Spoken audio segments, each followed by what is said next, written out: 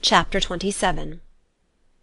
With no greater events than these in the Longbourn family, and otherwise diversified by little beyond the walks to Meryton, sometimes dirty and sometimes cold, did January and February pass away. March was to take Elizabeth to Hunsford. She had not at first thought very seriously of going thither, but Charlotte, she soon found, was depending on the plan, and she gradually learned to consider it herself with greater pleasure as well as greater certainty. Absence had increased her desire of seeing Charlotte again, and weakened her disgust of Mr. Collins.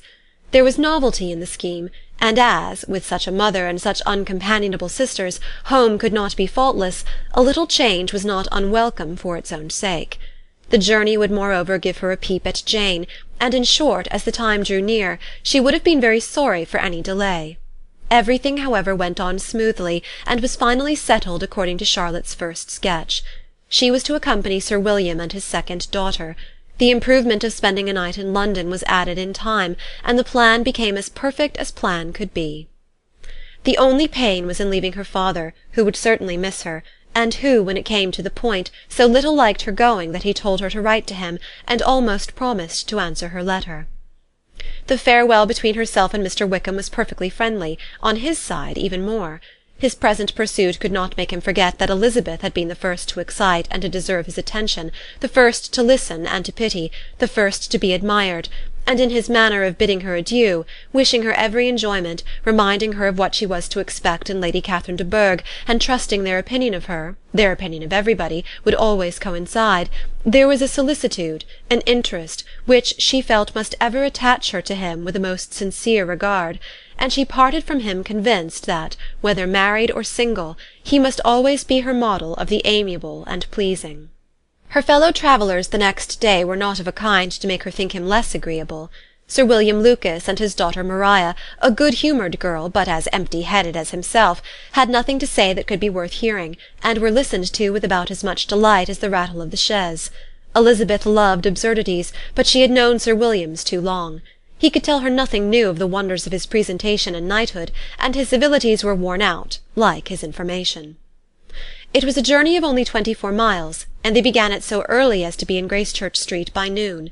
As they drove to Mr. Gardiner's door, Jane was at a drawing-room window watching their arrival. When they entered the passage he was there to welcome them, and Elizabeth, looking earnestly in her face, was pleased to see it healthful and lovely as ever. On the stairs were a troop of little boys and girls, whose eagerness for their cousin's appearance would not allow them to wait in the drawing-room, and whose shyness, as they had not seen her for a twelvemonth, prevented their coming lower. All was joy and kindness. The day passed most pleasantly away, the morning in bustle and shopping, and the evening at one of the theatres. Elizabeth then contrived to sit by her aunt. Their first object was her sister, and she was more grieved than astonished to hear, in reply to her minute inquiries, that though Jane always struggled to support her spirits, there were periods of dejection. It was reasonable, however, to hope that they would not continue long.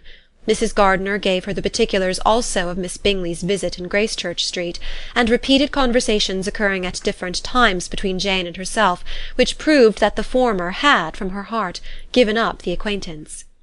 Mrs. Gardiner then rallied her niece on Wickham's desertion, and complimented her on bearing it so well. "But, my dear Elizabeth," she added, "what sort of a girl is Miss King? I should be sorry to think our friend mercenary." "Pray, my dear aunt, what is the difference in matrimonial affairs between the mercenary and the prudent motive? Where does discretion end and avarice begin? Last Christmas you were afraid of his marrying me because it would be imprudent, and now, because he is trying to get a girl with only 10,000 pounds, you want to find out that he is mercenary. If you will only tell me what sort of girl Miss King is, I shall know what to think." "She is a very good sort of girl, I believe. I know no harm of her." "But he paid her not the smallest attention till her grandfather's death made her mistress of this fortune." "No. What should he? If it were not allowable for him to gain my affections because I had no money, what occasion should there be for him making love to a girl whom he did not care about, and who was equally poor?" "But there seems an indelicacy in directing his attentions towards her so soon after this event." "A man in distressed circumstances has not time for all those elegant decorums which other people may observe. If she does not object to it, why should we?" Her not objecting does not justify him. It only shows her being deficient in something herself, sense or feeling. Well, cried Elizabeth, have it as you choose. He shall be mercenary, and she shall be foolish. No, Lizzie, that is what I do not choose. I should be sorry, you know, to think ill of a young man who has lived so long in Derbyshire. Oh, if that is all, I have a very poor opinion of young men who live in Derbyshire, and their intimate friends who live in Hertfordshire are not much better. I am sick of them all. Thank heaven I am going to-morrow, where I shall find a man who has not one agreeable quality, who has neither manner nor sense to recommend him. Stupid men are the only ones worth knowing, after all. Take care, Lizzie, that speech savours strongly of disappointment. Before they were separated by the conclusion of the play, she had the unexpected happiness of an invitation to accompany her uncle and aunt in a tour of pleasure which they proposed taking in the summer. "We have not determined how far it shall carry us," said Mrs. Gardiner, "but perhaps to the lakes." No scheme could have been more agreeable to Elizabeth, and her acceptance of the invitation was most ready and grateful. "Oh, my dear, dear aunt," she rapturously cried, "what delight! What felicity! You give me fresh life and vigour. Adieu to disappointment and spleen. What are young men to rocks and mountains? Oh, what hours of transport we shall spend! And when we do return, it shall not be like other travellers, without being able to give one accurate idea of anything. We will know where we have gone. We will recollect what we have seen.